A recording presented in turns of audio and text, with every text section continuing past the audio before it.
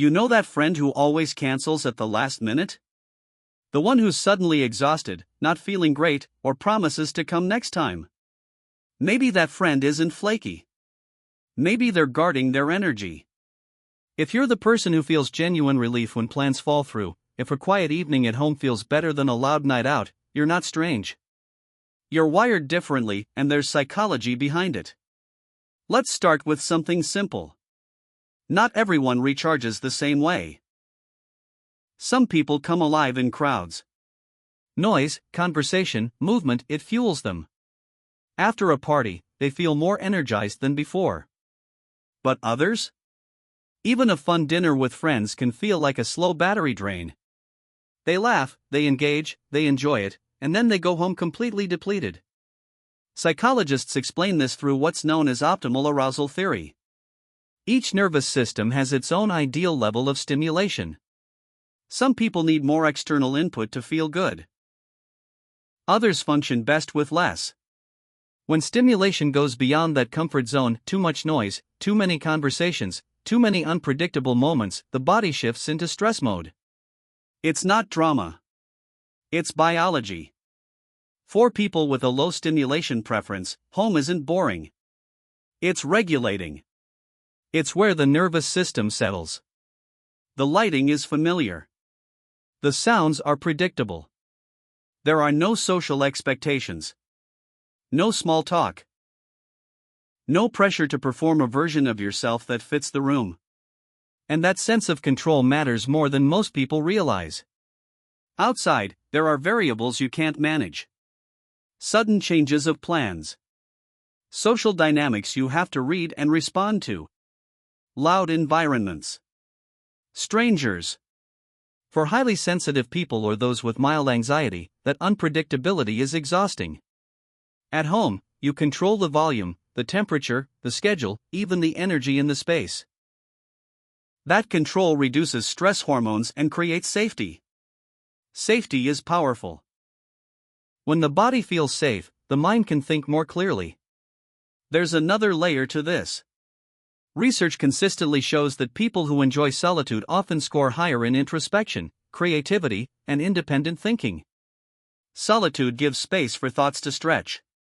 In quiet moments, the brain shifts into what neuroscientists call the default mode network, the state linked to reflection, imagination, and long-term planning.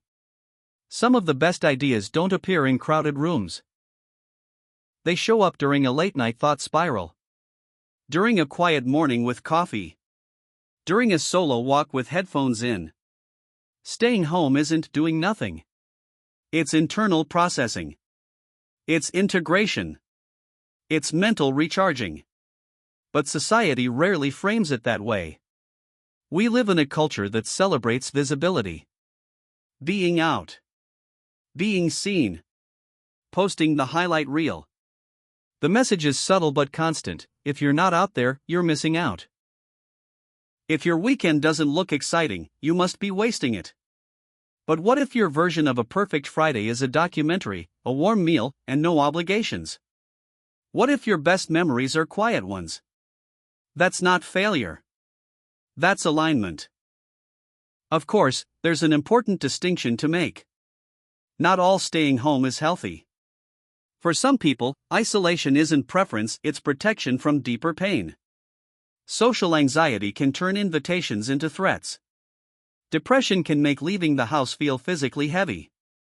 Past trauma can make unpredictable environments feel unsafe. In those cases, home becomes both refuge and prison. The difference lies in how it feels.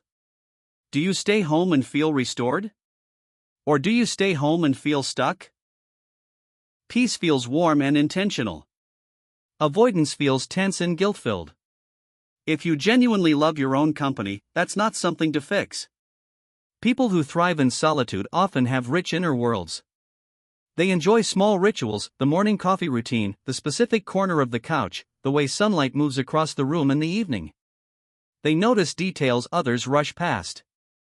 They don't need constant stimulation because their mind provides enough depth. Turning down plans without guilt is a form of self-awareness. It means you understand your limits. It means you respect your energy. It means you'd rather have one meaningful interaction than 5 surface level ones, depth over noise. Peace over performance, and here's something worth remembering: the world needs both types. It needs the loud, the expressive, the socially electric. But it also needs the quiet thinkers. The observers. The people who process before they speak. The ones who build ideas slowly and carefully. So if you're someone who feels happiest on a solo Saturday, who rewatches comfort shows without shame, who finds joy in simple routines, you're not antisocial. You're not boring. You're not broken. You're regulated by stillness. The real question isn't whether staying home is right or wrong. The question is whether it's intentional. Does it nourish you? Or does it protect you from something you're afraid to face? If it nourishes you, own it. If it protects you, explore it gently. Either way, understanding your wiring changes everything.